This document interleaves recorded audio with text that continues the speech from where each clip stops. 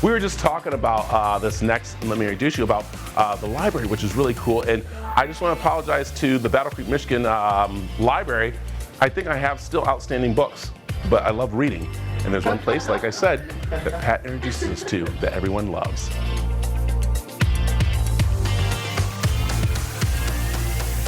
Often when I show up in your house, it's to just simply say, let me introduce you. Well, I'm Pat McMahon, introducing you to Kathleen Sullivan. We're going to get along very well, we I know. And Kathleen, I'm delighted to be able to introduce you to our audience, because how often do they, outside of the library itself, ever meet a librarian? We keep a low profile, we really do.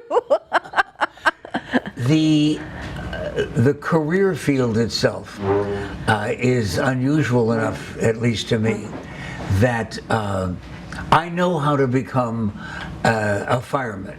I know how to become a cowboy and all of those things you want to be when you're a kid. How do you become a librarian? Well, you go to school for it. Where? And, well, I went to USC, UCLA. Believe it or not, Emporia, Kansas has one of the greatest library schools.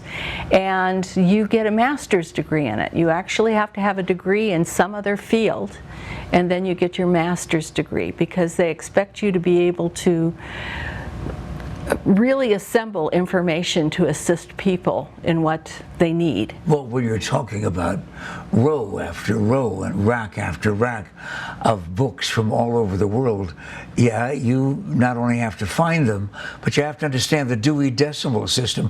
Who was Dewey? Now, you're asking a hard question. Melville Dewey was the person who, in America, assembled a way to help people find books by using very simple numbers.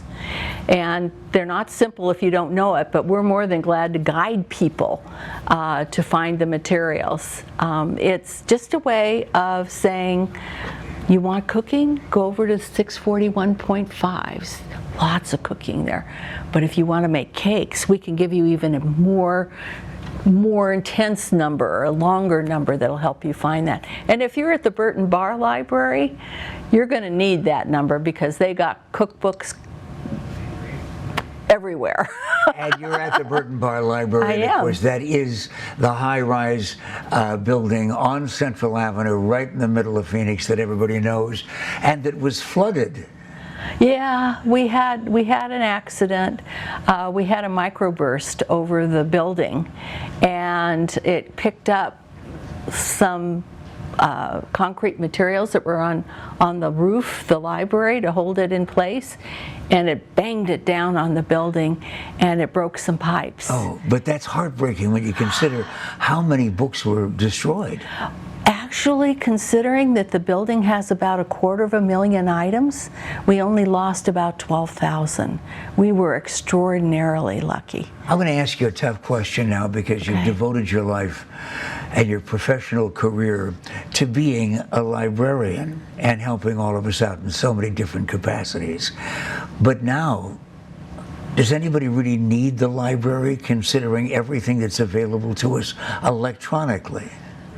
Well, I would say the most important thing is I'm a reading addict, and I think there's still a lot of reading addicts out there in the world, and I can't afford to keep up my love of reading. I would never be able to do it. So the library, because it's so, I believe so intensely that lifelong learning and lifelong reading is so important to people, that I get to stoke my habit. And now I do a lot of it electronically with downloadable books. My phone has like 5 or 6 books on it right now. What else do you have at Burton Barr? All the major libraries, besides books? Well, Okay, besides physical things like DVDs and music CDs and magazines and all those things, we have all those different things electronically that you can download to your tablets or your phones. But we also, at Burton Bar, I'm so proud of them, we have one of the best children's staffs ever who really work hard to get children ready to read.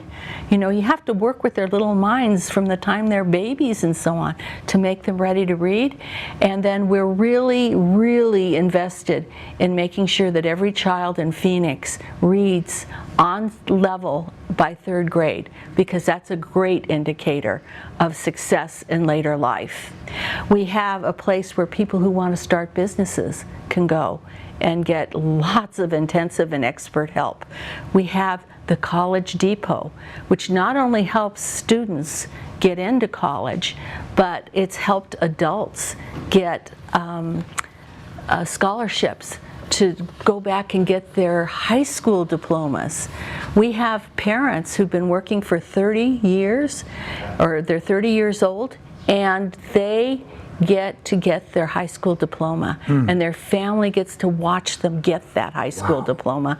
It's so exciting. There's 117 reasons why it is you need a library. And of course, if you have a library, you need a librarian like the one we introduced you to just now.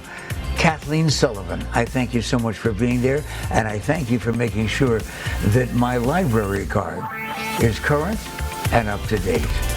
See you next time.